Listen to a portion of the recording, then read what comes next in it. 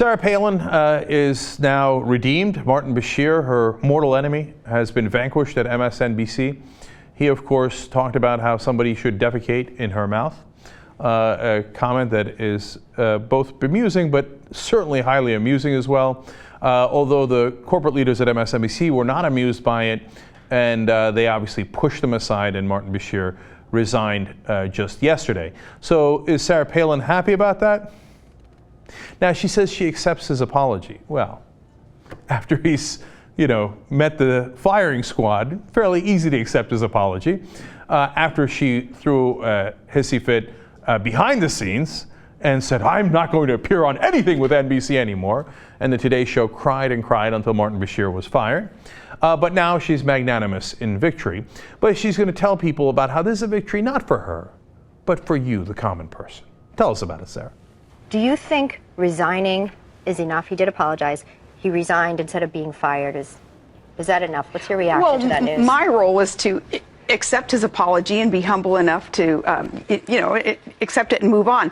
But I just hope that unprovoked attacks like that don't result in people being hesitant to jump in the arena anyway, to get out there and serve the public or, start a business or really commit themselves to changing within their family, their community, their world, doing whatever that they can, despite the fact that in this world you are going to be hurt and attacks will come your way. I just hope that an attack like that doesn't make people hesitate. Oh, she's so brave.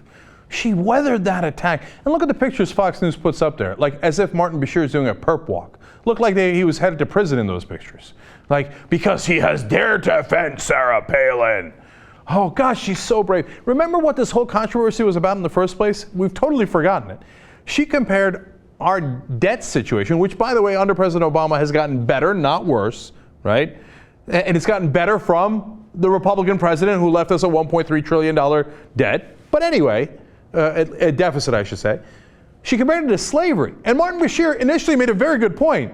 Hey, take it easy. Remember what slavery was all about. That story about defecating in the mouth came from the recollections of an actual slave as to what was done to slaves back then. If he'd left it there, it was an excellent point. Now, he took it a step too far in saying, hey, somebody should do that to Sarah Palin.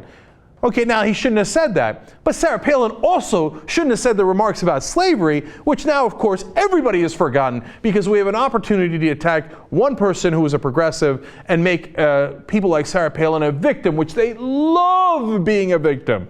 God, there's nothing makes her happier. Fox News is just beside themselves with enjoyment over this story.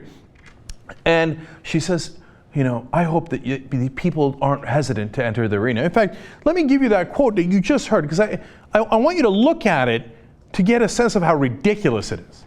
She says, I hope it doesn't really have people becoming, quote, being hesitant to jump in the arena anyway, to get out there and serve the public or start a business or really commit themselves to changing within their family, their community, their world. Really? You were going to start a business and then you were worried Martin Bashir was going to threaten to shit in your mouth? You were like, oh, wow, I don't know, man. I was going to start that diner, but what if Bashir rolls around? What are you talking about? Within their family? Well, like, you know what? I was going to be really decent to my kids, but what if Martin Bashir defecates in my mouth? What on God's green earth are you talking about? Okay? No, this was not some sort of grand oppression. You served in prison and you were vanquished, but then you came out heroically. Somebody just went over the top and said one thing, okay? And you'll love it. Nothing has made you happier than this so-called controversy. No, Sarah, we're not dissuaded from starting new businesses or being decent to our family because of what Martin Bashir said. He was not the apartheid government. He didn't occupy our lands. He went a little too far with one analogy. Bring it down. But of course, Fox News is not going to bring it down. Here's more. Well, one of the things about his attack is it was scripted. It was premeditated. We've all said things on TV when we're ad-libbing. Well, not me, but go ahead. It didn't come out exactly right. But this was, the people at NBC had a chance to review it, and they obviously, or apparently, all agreed. And rather than fire him, they let him resign. After weeks. Yeah, no, they fired him, asshole. Of course, they forced him out. You think he just let go of that contract on his own, that he wanted to do it? No, and he said it in his statement. He said, after meeting with the president of MSNBC, I've decided that I should have resign immediately, right? Oh, and it's like, it was scripted. They all looked at the script. How many things have you guys said on scripted Fox News that none of you have ever apologized for? And by the way, all of MSNBC got to look at it. Really? Is that how it works? You work at a television station. I work there. I know. When you've got a script, you think Rachel Maddow's like, hey, what did Martin Bashir put in his script? Oh, hey, Lawrence O'Donnell, everybody check out Martin Bashir's script. Hey, everybody come over here. Nobody looks at other people's scripts. There might be a executive producer there. There may be someone in management might have seen it or not seen it.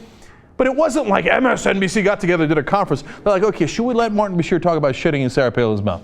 All agreed? Yeah, oh, we're unanimous. All right, go for it, Martin. That's not how it works, okay? Now,